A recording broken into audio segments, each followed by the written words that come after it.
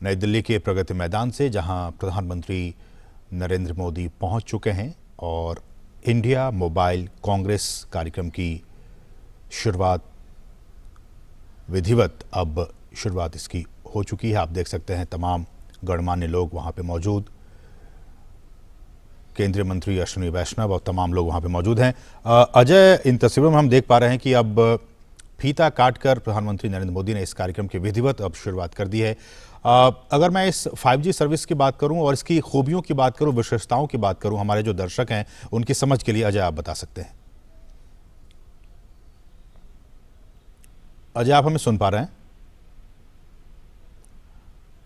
तो हम अजय से संपर्क स्थापित करेंगे, लेकिन आप ये इन तस्वीरों में देख सकते हैं प्रधानमंत्री नरेंद्र मोदी के साथ और भी तमाम लोग मौजूद, और एक लंबे इंतजार के बाद देश में आज से 5G सेवाओं की शुरुआत होने वाली है। प्रधानमंत्री नरेंद्र मोदी कार्यक्रम स्थल पर पहुंच चुके हैं। दिल्ली के प्रगति मैदान में इस बहुत ही खास कार्यक्रम का आयोजन किया गया है, जहां से अब से कुछ ही देर के बाद प्रधानमंत्री 5G सेवाओं की शुरुआत करने वाले हैं। 1 अक्टूबर से, यानी कि आज से लेकर 4 दिनों तक 4 दिवसीय इंडिया मोबाइल कांग्रेस कार्यक्रम की शुरुआत नई दिल्ली के प्रगति मैदान में आप इन तस्वीरों में देख रहे हैं, इसकी शुरुआत हो रही है। और सबकी नजरें आज 5G सर्विस पर होंगी, क्योंकि बीते दिनों IT मंत्री अश्विनी वैष्णव ने ये कहा था कि देश में 5G को धीरे धीरे अलग अलग फेज में लॉन्च किया जाएगा। पहले फेज के लिए तो जो टेलीकॉम ऑपरेटर्स हैं उनके साथ बातचीत करते हुए उनसे वो जानने की कोशिश कर रहे हैं कि किस तरह से उन ऑपरेटर्स के ज़रिए 5G सर्विस की शुरुआत होगी। और जैसा कि हमने कहा कि बीते दिनों ही केंद्रीय मंत्री अश्विनी वैष्णव ने यह कहा था कि पहले फेज़ में देश के 13 शहर जहां की 5G कनेक्टिविटी की शुरुआत की जाएगी, उन 13 शहरों, हम आपको जानकारी दे दें, अहमदाबाद, बेंगलुरु, चंडीगढ़, चेन्नई, दिल्ली, गांधीनगर, गुरुग्राम, हैदराबाद, जामनगर, कोलकाता, लखनऊ, मुंबई और पुणे में इस सर्विस की शुरुआत की जाएगी। आप इन तस्वीरों में जियो की सर्विस को देख सकते हैं और तमाम जो बारीकियां हैं उनको जियो के अधिकारी प्रधानमंत्री नरेंद्र मोदी को समझाते हुए कि किस तरह से ये 5G सर्विस, जो कि एक बहुत ही क्रांतिकारी सर्विस के तौर पर माना जा रहा है, एक रिवॉल्यूशनरी सर्विस होगी, जिसके ज़रिए आज तक हम जो एक्सपीरियंस करते आ रहे हैं 2G, 3G, 4G, उससे कहीं ज़्यादा ये फास्ट, और इसकी जो तमाम जो खूबियाँ हम आपको आगे बताएंगे।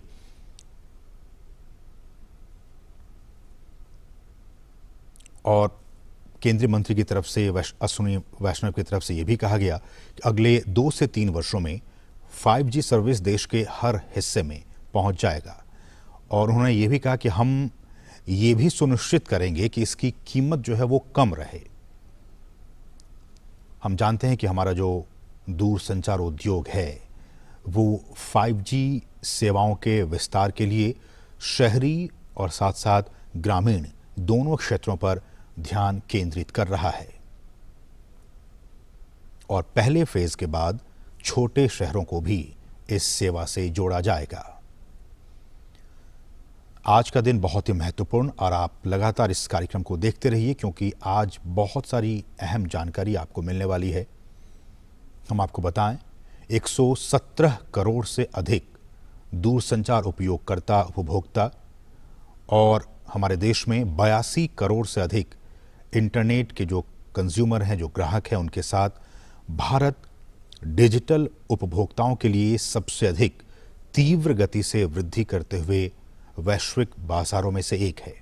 यहाँ पे हमने जैसे बताया आपको 117 करोड़ से अधिक दूरसंचार उपयोगकर्ता हैं और 82 करोड़ से अधिक इंटरनेट ग्राहकों के साथ वैश्विक बाजार में सबसे तीव्र गति से आगे बढ़ने वाला, वृद्धि करने वाला भारत एक है। और एक संस्था है मैकिन्से, उन्होंने 2019 में एक अध्ययन किया था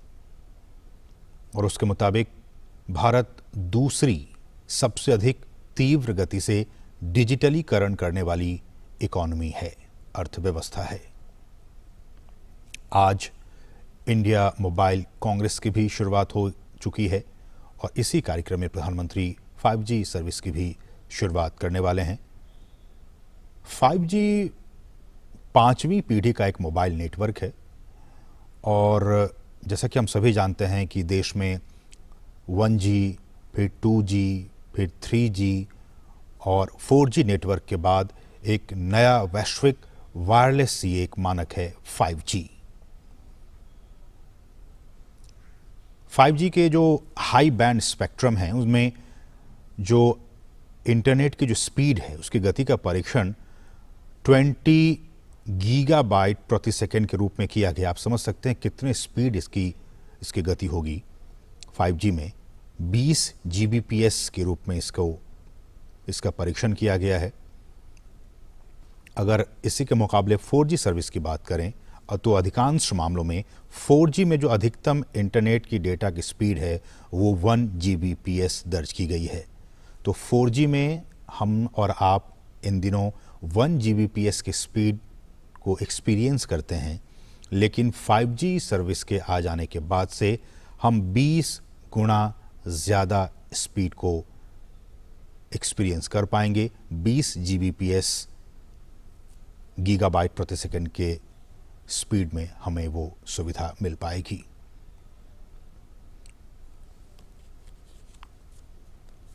दूरसंचार क्रांति के लिहाज से आज का दिन बहुत ही महत्वपूर्ण, और न सिर्फ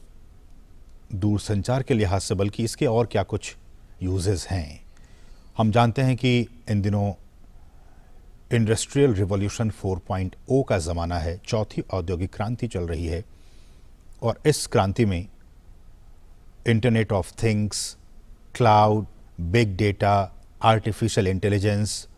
और एज कंप्यूटिंग के साथ साथ ये जो 5G तकनीक है, प्रधानमंत्री इसका एक्सपीरियंस करते हुए इस सर्विस का, 5G सर्विस का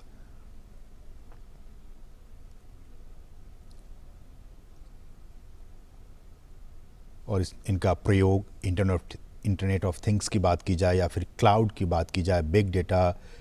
आर्टिफिशियल इंटेलिजेंस, एज कंप्यूटिंग के साथ 5G चौथी औद्योगिक क्रांति का एक बहुत ही महत्वपूर्ण प्रवर्तक हो सकता है। अलग अलग क्षेत्रों में इस 5G सर्विस का उपयोग किया जाएगा, फिर चाहे वो हेल्थ सेक्टर की बात हो, मोबाइल बैंकिंग की बात हो, इन तमाम क्षेत्रों में डिफेंस की बात हो, फिनटेक कंपनियों की बात हो, रिसर्च एंड डेवलपमेंट की बात हो, इन तमाम क्षेत्रों में 5G सर्विस का डायरेक्ट इम्पैक्ट पड़ेगा। और सबसे पहले जो हमारे उद्योग जगत हैं वो इस एक्सपीरियंस को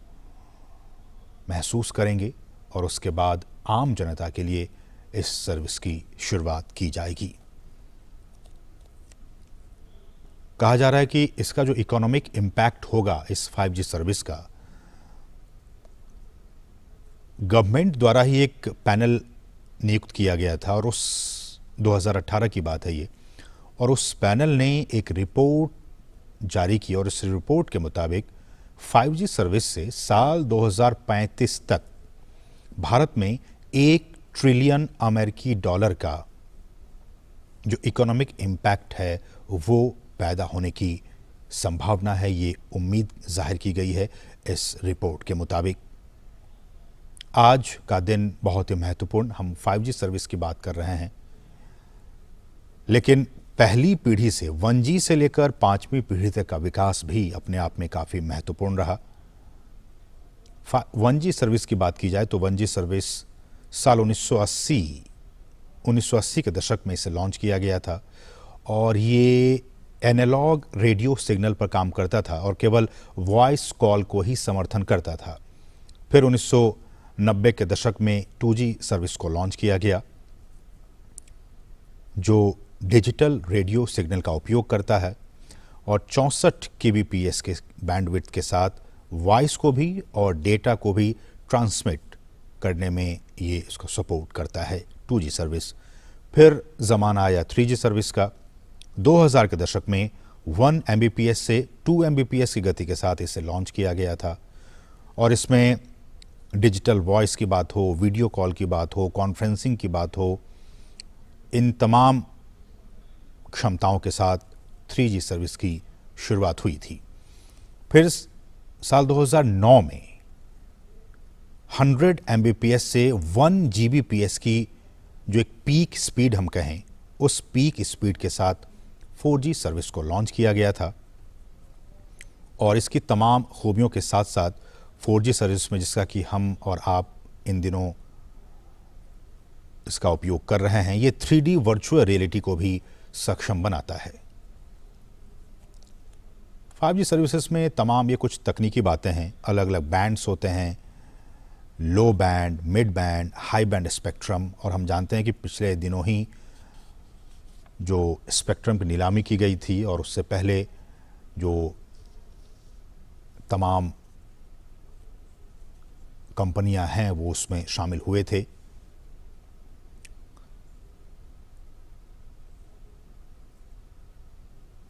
मोबाइल ब्रॉडबैंड सर्विस की बात की जाए तो हमारे स्मार्टफोन को बेहतर बनाने के अलावा 5G मोबाइल तकनीक, वर्चुअल रियलिटी जो कि बहुत ही महत्वपूर्ण है, ऑगमेंटेड रियलिटी जैसे जो इमर्सिव सेवाएं हैं उसकी वो शुरुआत कर सकती है, जिसमें कि बहुत ही फास्ट, समान डेटा दर और बहुत ही कम समय में और कम लागत में ये सारी चीज़ें हो सकती हैं।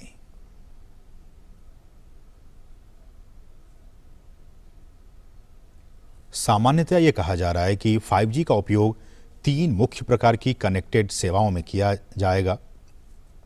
जिनमें हमारे जो उन्नत मोबाइल ब्रॉडबैंड हैं वो हो गए, महत्वपूर्ण संचार मिशन और बड़े पैमाने पर IoT इसमें शामिल है। IoT मतलब internet of things. IoT, cloud, big data, artificial intelligence और एज कंप्यूटिंग के साथ 5G चौथी औद्योगिक क्रांति का एक बहुत ही महत्वपूर्ण कारक साबित हो सकता है।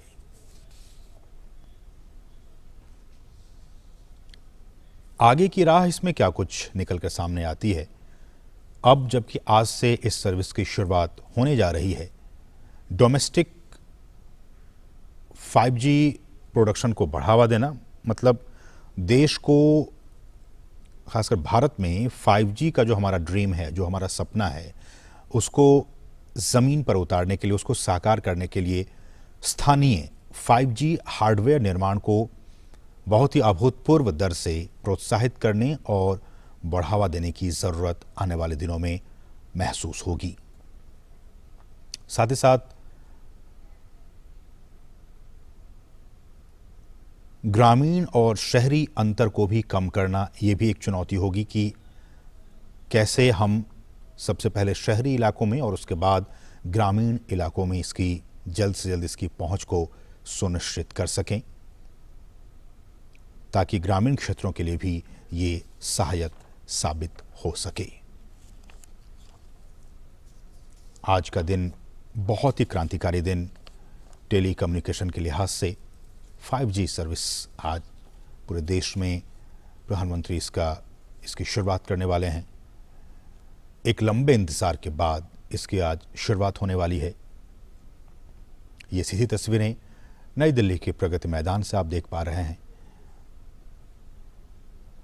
जो तमाम ऑपरेटर्स हैं वो किस तरह से इस सर्विस को आने वाले दिनों में रोल आउट करेंगे, ये प्रधानमंत्री को समझाते हुए। हमारे साथ हमारे सहयोगी अजय मिश्रा भी यहाँ मौजूद हैं और तमाम चीज़ों को वो समझ रहे हैं और हमें भी समझाने की कोशिश अब करेंगे। अजय, हम जैसा कि तस्वीरों में देख पा रहे हैं कि तमाम जो ऑपरेटर्स हैं, ये जो आप तस्वीर देख रहे है वो डीओटी की है और सी डॉट की है। सी डॉट ने जो डिजास्टर मैनेजमेंट के लिए एक बहुत ही जबरदस्त सोल्यूशन बनाया है। किसी भी जगह अगर कोई भी डिजास्टर आता है तो वो सीधे डीडी न्यूज अगर कोई देख रहा है, देखिए आपके पीछे डीडी न्यूज ही चल रहा है, डीडी न्यूज जैसे ही कोई देख रहा है तो उसकी स्क्रीन पे, टीवी स्क्रीन पे तुरंत एक डिजास्टर का एक मैसेज फ्लैश हो जाएगा कि आपके इलाके में यहाँ पर बहुत भारी बारिश होने वाली है या फिर यहाँ पर तूफान आने वाला है, आप जल्दी से जल्दी किसी जगह पे चले जाएं। ऐसे ही फ्लैशेज जो हैं वो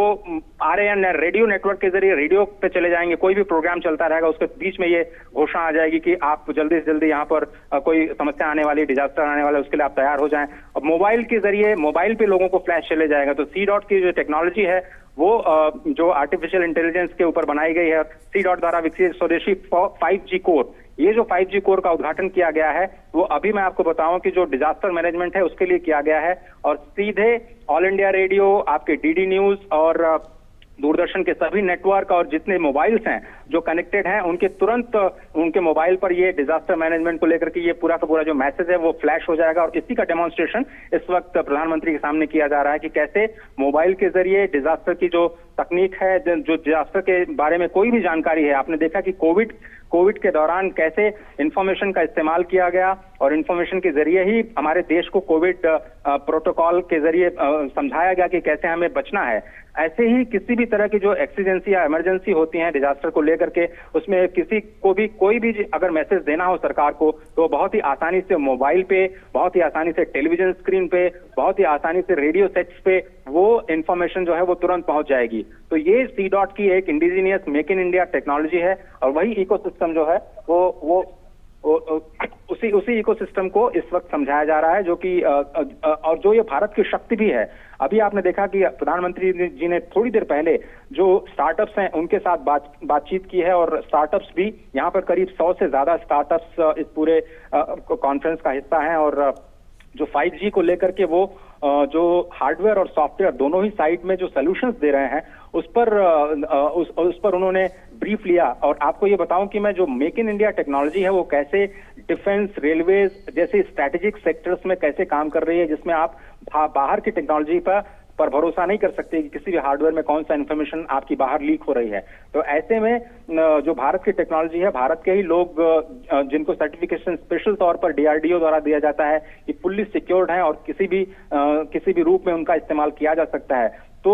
जो स्टार्टअप्स हैं वो लगातार ये कोशिश कर रहे हैं कि भारत में ही 5G से संबंधित जितनी भी टेक्नोलॉजीज हैं उनसे जो संबंधित इक्विपमेंट्स हैं, पूरा का पूरा जो नेटवर्क तैयार किया जाता है और जो कोर है उस पर किया जाए। ये सी डॉट में आप देखिए कितना ज्यादा वक्त प्रधानमंत्री बिता रहे हैं। अभी तक जितने स्टॉल से उन्होंने 1 मिनट से भी ज्यादा वक्त नहीं दिया, लेकिन यहाँ पर ये चूंकि भारत की अपनी indigenous make in India technology है जिस पर लगातार जो सरकार है वो काम कर रही है। आत्मनिर्भर भारत को लेकर के जो फोकस है सरकार का, किस तरह से जो ईज ऑफ लिविंग को बढ़ावा देने के लिए कैसे सरकार क्विक और त्वरित तरीके से जब जरूरत है जनता को वहां तक पहुंच पाए, तो उसका एक डेमोन्स्ट्रेशन यहाँ पे किया जा रहा है। मैं बार बार कर रहा हूं, जो आज सेवा की शुरुआत हो रही है सी डॉट के इस मंच के जरिए, जिसकी प्रधानमंत्री ने अभी थोड़ी देर पहले शुरुआत की, डिजास्टर मैनेजमेंट को लेकर के जो कम्युनिकेशन सिस्टम है वो कैसे भारत के जन जन तक, हर एक व्यक्ति के मोबाइल तक कैसे इंफॉर्मेशन तुरंत पहुंच पाए, उसकी एक तैयारी है। इसके आगे चलते हुए भारत को विदेश की जो कंपनियां हैं उनके साथ भी जो टेक्नोलॉजिकल एडवांसमेंट है उसको भी लेकर के आगे बढ़ना है। इस वक्त जो आप देख रहे हैं, जो तस्वीर आगे जाकर के आप देख रहे हैं, उसमें जो यूजर केस है, मैं आपको बार बार इस बात को रेखांकित करने की कोशिश कर रहा हूं कि जिसका यूजर केस जो है वो एग्रीकल्चर में सबसे ज्यादा दिखाई दे रहा है, हेल्थ केयर सर्विसेज में दिखाई दे रहा है, एजुकेशन में दिखाई दे रहा है। और इसलिए ये बहुत जरूरी हो जाता है ये समझना कि कैसे 5G का इस्तेमाल हमारे आम जनजीवन के आम जीवन में कैसे इसका इस्तेमाल किया जाए। इस वक्त एयरटेल के 5G टेक्नोलॉजी की तरफ बढ़ते हुए प्रधानमंत्री और एग्रीकल्चर को लेकर के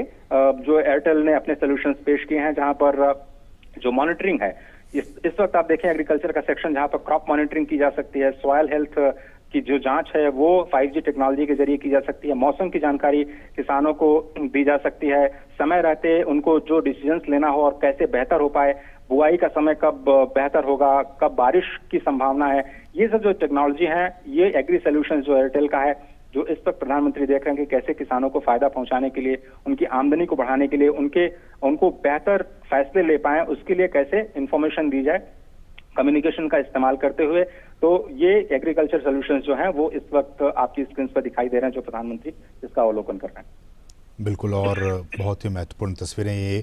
और बता भी रहे हैं हमारे सहयोगी अजय किस तरह से 5G सर्विसेज का एग्रीकल्चर में तमाम, चाहे वो डिजास्टर मैनेजमेंट हो या फिर एग्रीकल्चर हो, तमाम क्षेत्रों में किस तरह से स्मार्ट फार्मिंग आप देख रहे हैं। स्मार्ट फार्मिंग, अजय अगर आप बता सके स्मार्ट फार्मिंग में किस तरह से 5G का यूज़ किया जा सकता है। तो जो टेक्नोलॉजीज हैं स्मार्ट फार्मिंग में, उसका सबसे ज्यादा जो यूजर केस है इरिगेशन को लेकर होता है। पर ड्रॉप मोर क्रॉप का जो सोल्यूशन है, सरकार का जो फोकस है उसमें कितनी मात्रा में पानी दिया जाए, किस वक्त दिया जाए, वो बहुत सारे किसानों को पता नहीं होता। पानी का वेस्टेज होता है, उसके बाद में उनकी फसल भी खराब हो जाती है, उसका आउटपुट नहीं मिल पाता है, तो उनको काफी ज्यादा मुश्किलें भी होती हैं, फिर उनको इंश्योरेंस का सहारा लेना पड़ता है। ऐसे में आप कैसे स्मार्ट इरिगेशन करें, कैसे आप जैसे प्लांटेशन कर रहे हैं, तो प्लांटेशन में अगर आप केवल एक सेंट्रल सिस्टम से सारे अपने प्लांट सिस्टम को जोड़ देते हैं और केवल एक बार आपने 1 घंटे के लिए पानी चलाया, तो उसमें जो मैन पावर की वेस्टेज होती है वो भी नहीं होगी, जो पानी की वेस्टेज होती है वो भी नहीं होगी, और आपको ज्यादा यील्ड मिलेगी, ज्यादा प्रोडक्टिविटी मिलेगी, क्योंकि उसकी वही जरूरत थी। तो चीजों को समझना और समझ करके उसका एक इस्तेमाल करना। एग्रीकल्चर के बाद में जो सबसे ज्यादा यूजर केस दिखाई देगा वो है हेल्थ केयर, और अभी हेल्थ केयर में जो इस वक्त जो स्टॉल आपके सामने दिख रहा है वो हेल्थ केयर से संबंधित है, जिसमें गांव में एम्बुलेंस में क्रिटिकल जो सर्विसेज हैं, इमरजेंसी सर्विसेज हैं, कैसे इन जो लेटेस्ट टेक्नोलॉजी के जरिए कैसे 5G का इस्तेमाल